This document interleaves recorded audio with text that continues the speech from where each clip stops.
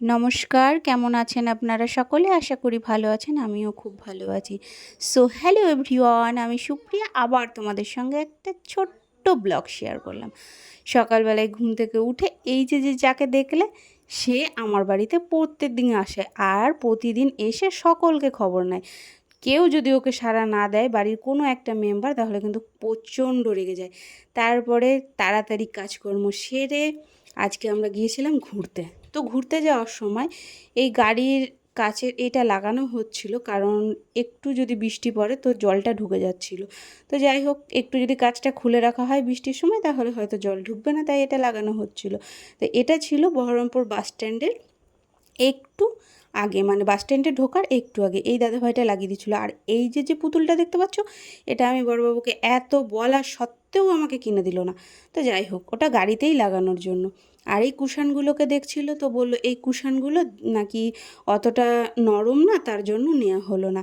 তারপরে এখান থেকে চলে যাচ্ছি, আমাদের আরও একটা কাজ ছিল সেই জায়গাটায়। তো এই যে বাস স্ট্যান্ডটা দেখতে পাচ্ছ, এটা হচ্ছে বহরমপুর বাস স্ট্যান্ড। তো চারিপাশের ভিউটাও তোমাদেরকে আমি দেখাচ্ছি। আর এটা হচ্ছে লাল দিঘির পাড়। তো না, এটা দিয়ে যাওয়ার সময় বেশ ভালো লাগছিল। আর মানে চারিপাশটা তোমাদেরকে দেখানো, সেরকম একটা ভিড়ও ছিল না। তো আমরা যাওয়ার সময়, এটা হলো বহরমপুর মিউনিসিপ্যালিটি, আর এদিক দিয়ে যত রাজ্যের ডাক্তার মানে ব্লাড টেস্ট করে সেইগুলো, ভালো লাগে না আর এগুলো বলতে, সত্যি কথা। তারপরে আমরা চলে যাচ্ছিলাম সোজা ওষুধের দোকানে, এই ওষুধগুলো নিয়ে নিলাম। এটা হচ্ছে আয়ুর্বেদিক ওষুধ, এখান থেকে ওষুধ নিই বেশ ভালো।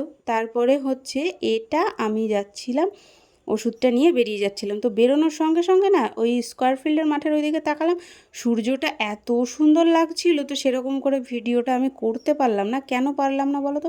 মা প্রচণ্ড রেগে যাচ্ছিল। হ্যাঁ, তুই রাস্তার মধ্যে ভিডিও করছিস, যদি তোর কিছু হয়ে যায়, কেউ ধাক্কা লেগে গেলে তখন গালাগালি করবে, কি দরকার আছে? দিয়ে এইদিকে পাশে সবজিগুলো বসেছিল, দেখতে ভালো লাগছিলো। আর এখানে না, এই যে নোনা ফলগুলো বিক্রি হচ্ছিলো, এইগুলো আমরা ছোটোবেলায় আতা বলেই খেতাম, গাছ থেকে পেরে পেরে। আর এই ফলটা আমার কিন্তু বেশ ভালো লাগতো। দিয়ে রাস্তা দিয়ে হাঁটতে হাঁটতে ঢং করছিলাম, মানে ভিডিও করছিলাম। তো মা বকাবকির কারণে ভয় পাচ্ছিলাম। দিয়ে মা বললো চল আমলকি কিনি। তো আমি মার কথায় কোনো কিছুতে সাড়া দিইনি, আমি রেগে, এই যে মানে রেগে আমার হাসি পেয়ে যাচ্ছিলো, তা হাসলাম। আর তারপরে চলে এসেছিলাম কোথায় বলো তো? এটা তোমরাই কিন্তু গেস করে বলো এটা আমি কোথায় এসেছি। যদি তোমরা কেউ মুর্শিদাবাদে, মানে প্রপার মুর্শিদাবাদ বা লালবাগ, বহরমপুর, জিয়াগঞ্জ, ভগবানগোলা এর মধ্যে হয়ে থাকো, তাহলে আশা করি তোমরা চিনতে পারবে। আর এখানে আমরা মাঝে মধ্যেই যাই সিনেমা দেখার জন্য। ঘুরতে অতটা চারিপাশে ভালো লাগে না, কারণ এখন আর শুধু জানি না কেমন যেন একটা হয়ে গেছে। প্রথম প্রথম প্রচণ্ড ভিড় হতো, বেশ ভালো লাগতো, এখন আর ভালো লাগে না।